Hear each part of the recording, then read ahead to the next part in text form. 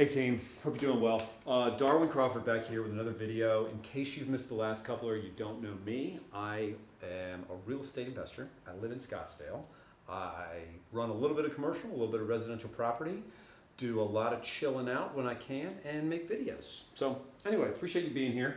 Not gonna hit you up to subscribe for no reason or anything. So take a walk through. This one will be about 5-10 minutes or so. And if you like it, hit the button. If not, send me some hate mail on the back of a $100 bill. Thanks. Anyway, today's video comes off of a question that I got in a meeting probably about a week ago. And someone who's in the business asked me, hey, how do you just spot a good rental property? Do you have criteria or how does all that work? And this person's in the wholesale world, so they're hustling hard, they're getting deals done, and they're making those commissions, but the minute they stop hustling, the money stops coming in. Which was my experience too. I've got another video on how to stop wholesaling that you can go check out. But this one, we're gonna stick with this topic of how do you spot a good rental property, okay? And I've done this at scale. I used to work in an office where we were buying rental properties for literally the largest landlord in the country. They're a big corporation, they're based out here, and they run over 100,000 houses, all on tech to rent them out, okay? And this is kind of how they did it, and it's almost how every investor does. So let's get started. First thing, cannot stress this enough. We call it the 3 L's of real estate. It is location, location, and also location, right? You cannot make a good rental property out of a bad location. I don't care what kind of counters you put in it. I don't care what color you paint it. I don't care if you include everything in the rent and charge $1. If the location isn't great, it's never gonna be a good rental property. It's never gonna attract good tenants, right? So that's step one. Burn it in your brain, buy in the right spot. What the building looks like or how it's constructed is not as big a deal, okay? So once we've established a decent location, what else do we look for, right? So my biggest factor in determining whether a property is going to be a good rental is what I call demand, right? All that means is, do people want to live in that area, all right?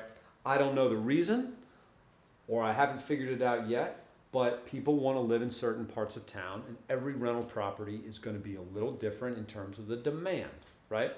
Maybe people want to be close to downtown. Maybe they want to be far from downtown. Maybe they want to be able to walk down and get a coffee.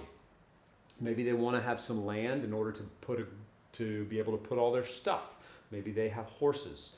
Maybe they just don't like people. But whatever the reason is, you need to be damn sure that there is demand for your rental property, that people are going to want to live there, right? The reason you need to do that is that supply and demand drive pricing. If more people want to live in your place, you can charge a little bit more rent. I like charging a little bit more rent if I can get away with it because I got bills to pay. Cool? So demand. Take a drive around. Do people want to live there? Are there jobs?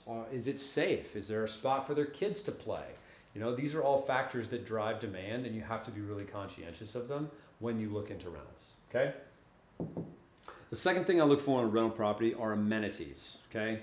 These might include things like it's right next to a park, maybe it's in an HOA type neighborhood, so there's like a central pool and a place for the kids to go and a clubhouse for the parents to hang out, but amenities will also drive rental pricing, okay? There's a sliding scale on amenities. A lot of them are not a good ROI, but then people want certain things. And amenities even include basic stuff. One of the best investments I've ever made is stackable washer dryers inside my little apartments, okay? Before I bought the place, the old landlord had no laundry facilities in there whatsoever. So people had to take their laundry and go down to the laundromat and do wash. I remember doing that when I was in college and high school, and it's not awesome. So I decided to spend the money to get stacker washer dryers in every unit, and people love it. They just come beating down the door with those applications. Hey, you got a washer dryer? I'm in. And it adds a little bit to my cost, right? They use a little bit more water. Obviously the machines are there and they can break or whatever. But you need to be very conscientious in a rental property of amenities, right? And think basic. Do you have a spot to put the car? Can you wash your clothes? Is there a decent kitchen to cook your food in? And do you have a decent, safe place to sleep? Okay? But amenities, it's a great way to spot good rental properties. If they don't have something that you can put in cheap, bingo, we're on. Okay? This is the other one, our school ratings, okay? So people with kids and people with families really want to be in good school districts. this is true of almost everywhere in the country, is that parents will spend a lot of money in order to have their kids in good schools, right? There's nothing more important than education of whatever type. And people will spend money, they will pay extra for rent to be in a good school district. That is a fact. That is something that every big hedge fund and every small-time landlord knows, is that good school districts typically command more money in rent. So definitely check it out. There's a great website called greatschools.org, and they provide school ratings for anywhere in the USA. It's really awesome. We'll put a little link to it down here at the bottom, okay? The next thing I look for are finishes, right? What does a finish mean?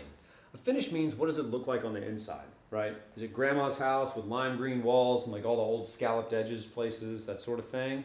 Or is it new, modern? Is there granite and quartz? Is the shower door glass? Or does it have nice finishes, okay? When I'm buying rental property, I like to go after the nasty, ragged out stuff because I know how to do construction and I'm able to make my money there, right?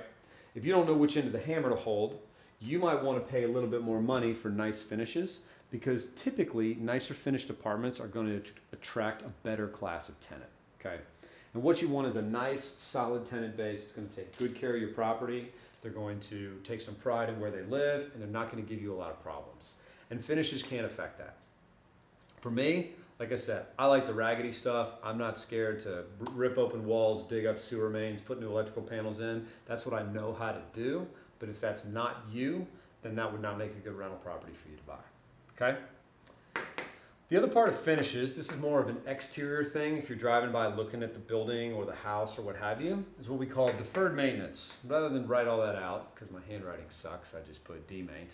But deferred maintenance basically is a nice way of saying things that should have gotten fixed and they're not, okay?